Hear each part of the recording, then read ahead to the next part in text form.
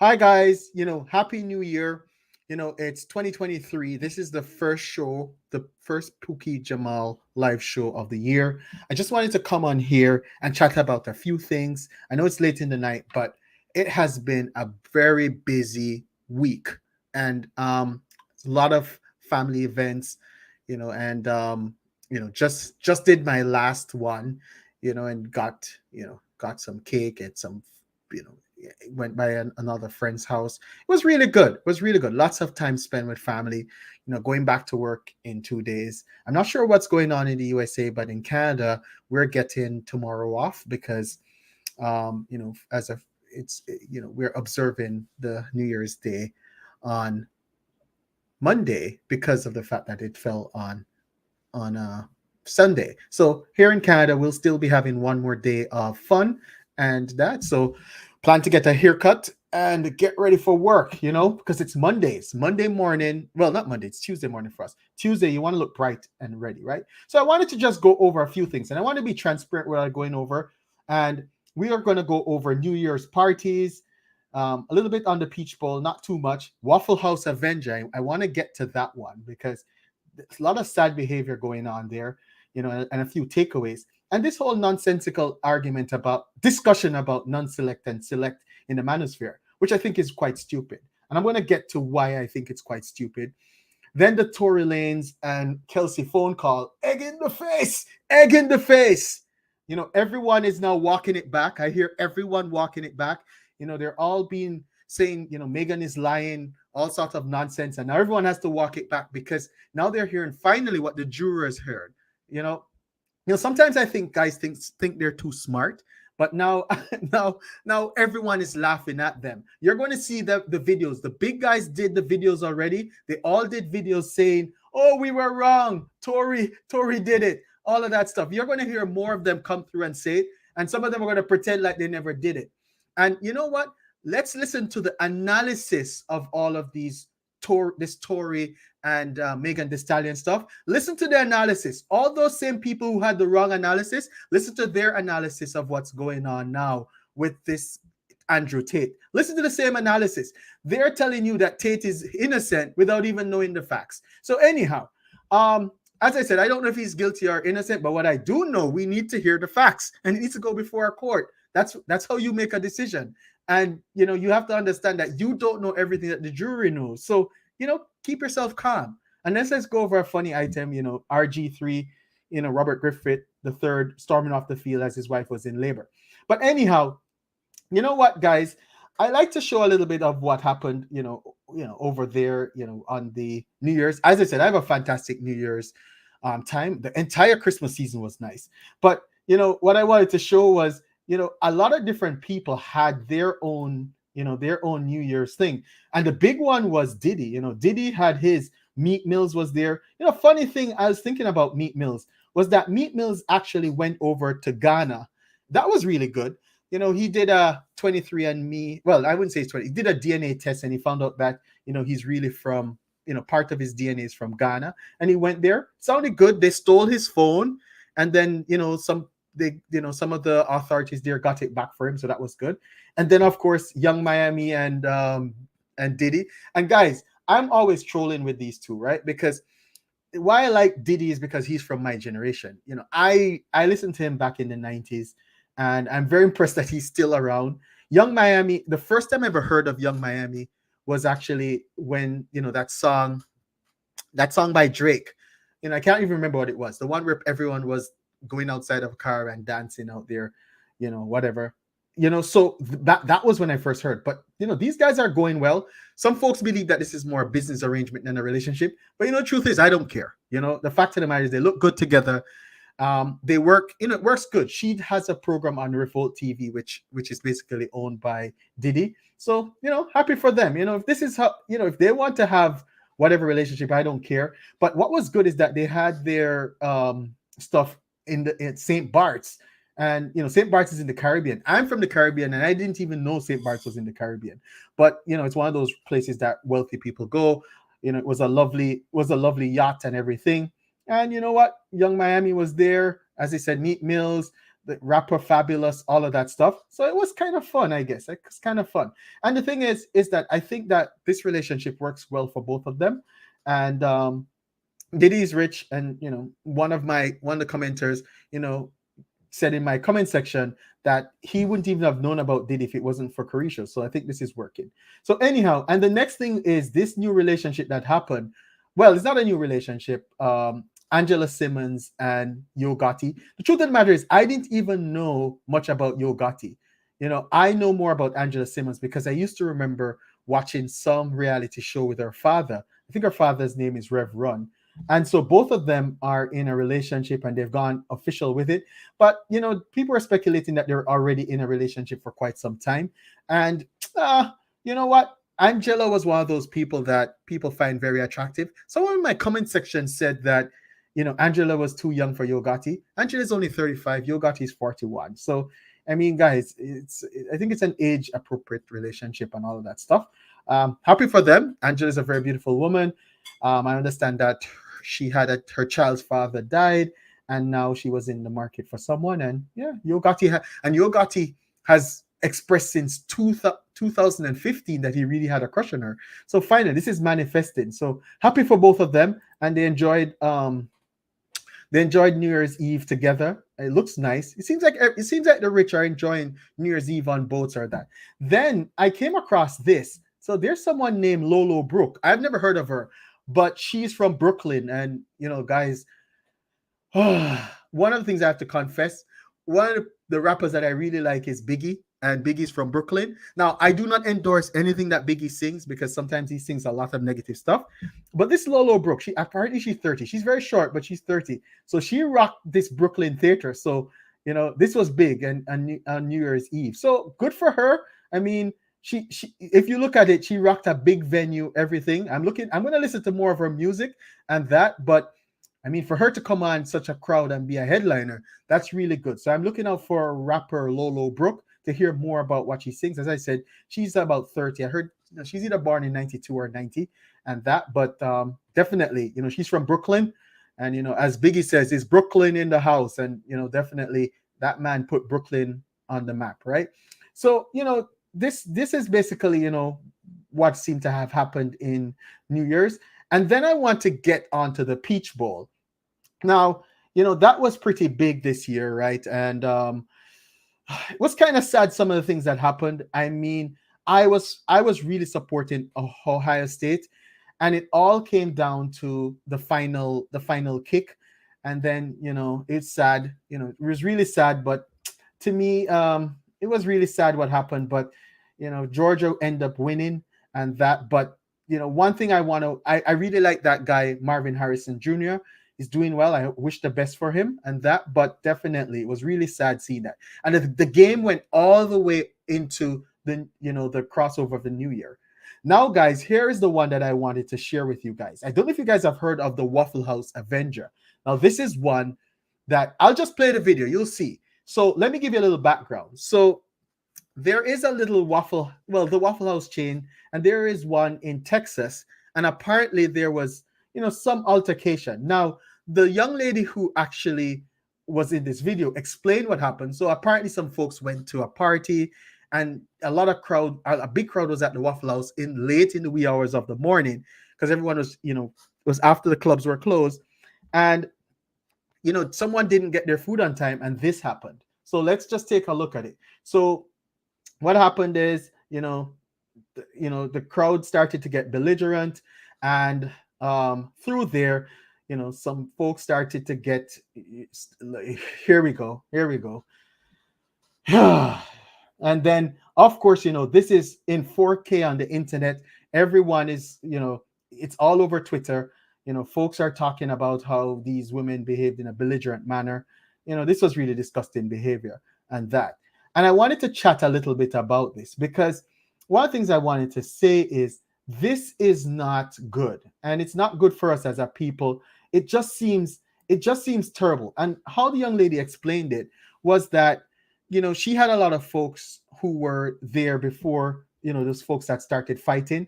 And so apparently, she said to them, I cannot serve you guys because right now because I have a whole bunch of tickets that I have to cover. And these people did not take that. So they went, started to berate her. She retaliated. They started, hurling things at each other, fighting and all of that stuff. And now it's all over Twitter that this lady is now the Waffle House Avenger, because there's a part where someone threw a chair at her and she expertly caught it, and then that. So everyone is so impressed with her skills and that. But one of the things I want to say is, why do we have to have this behavior? This when we behave like this, what happens is this stays on the internet, and folks use this for their own ways of building stereotypes, right? You know, if you're not getting through and you're not getting service, why are you fighting? Like, my question is, why not just go somewhere else? When you do this and that, you just look terrible. And this is going to be on the internet forever, that you are at a Waffle House throwing hands because you're not getting service in time. And I'm not playing the sound, but one of the things that was disgusting with it was the men were egging on the women who were, being belligerent. That's the takeaway that I want to talk about a bit. If you see something bad happening, why are you egging it on? As men, let's be honest. You see two women behaving badly. Why are you egging it on? And this is what, sometimes I feel like we can't have good things because we don't know how to take care of them.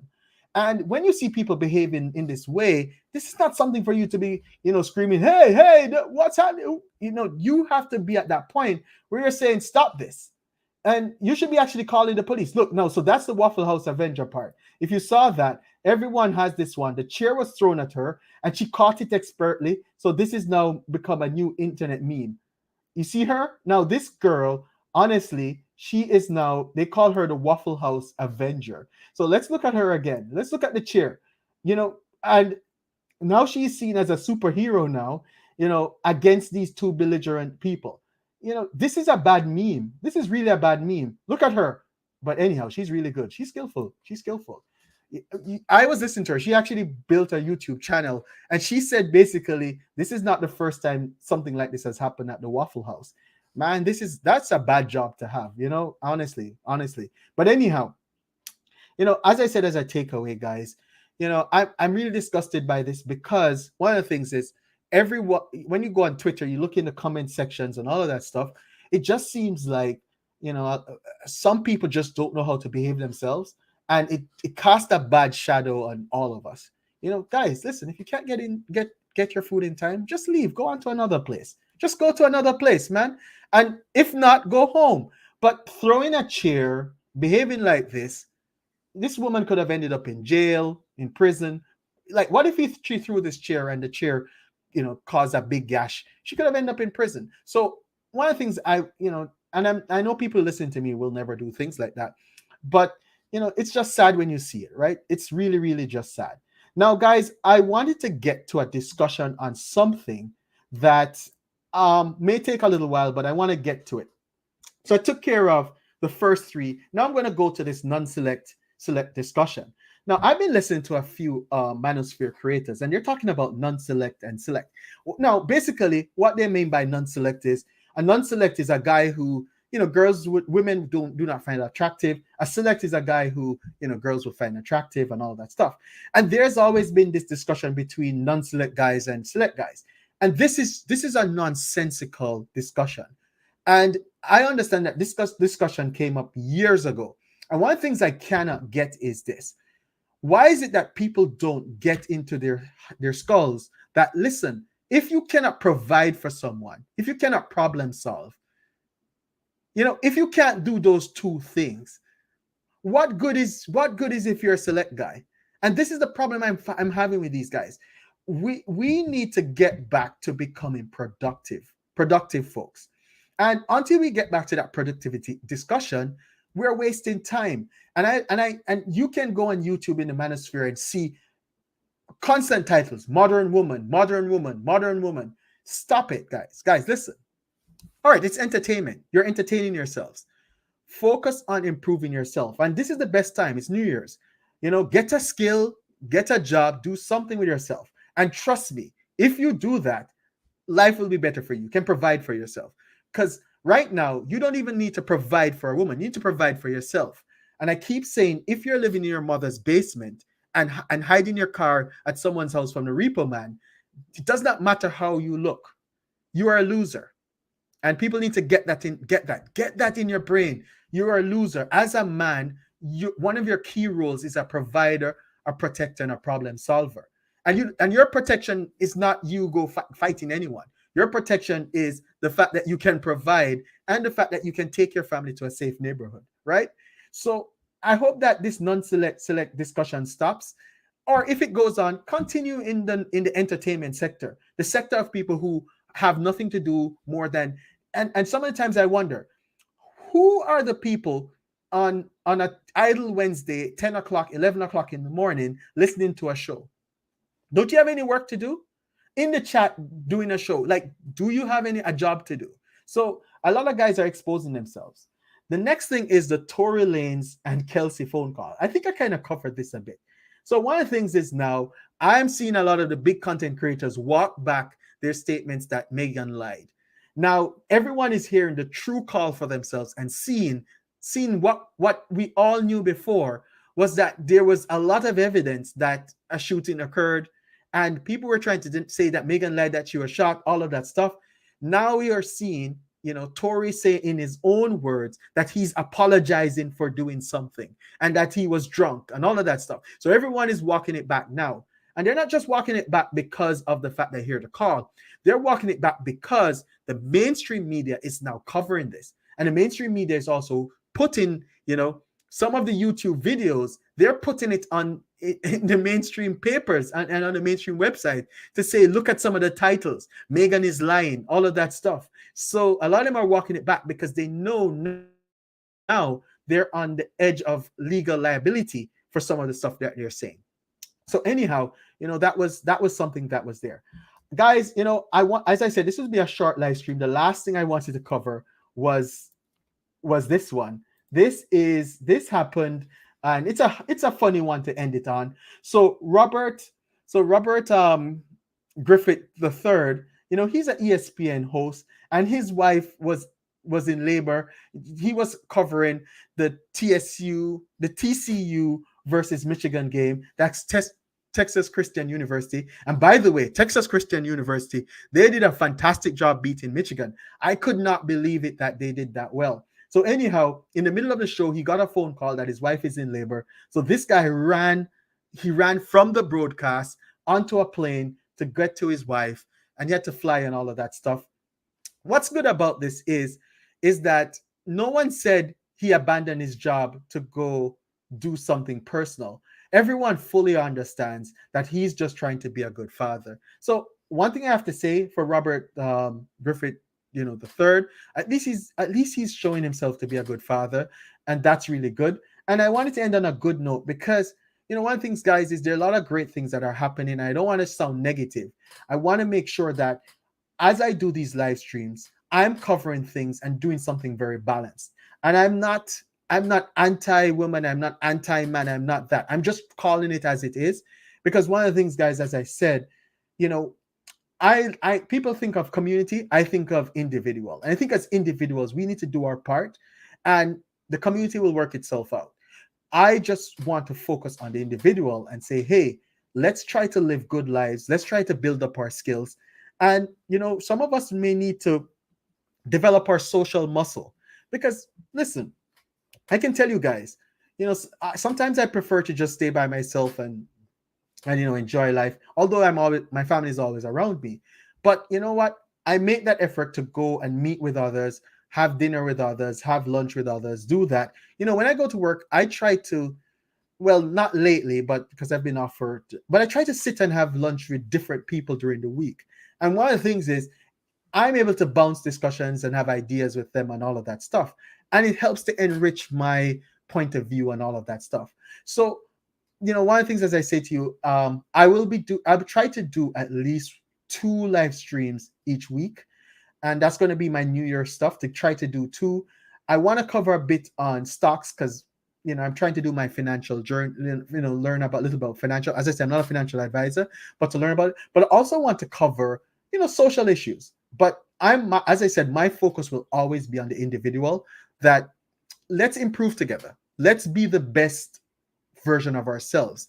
And I believe in incremental improvement. You constantly improve yourself, because the truth of the matter is, I am now in my middle age, and I think I'm at a better place mentally and socially than I was 20 years ago.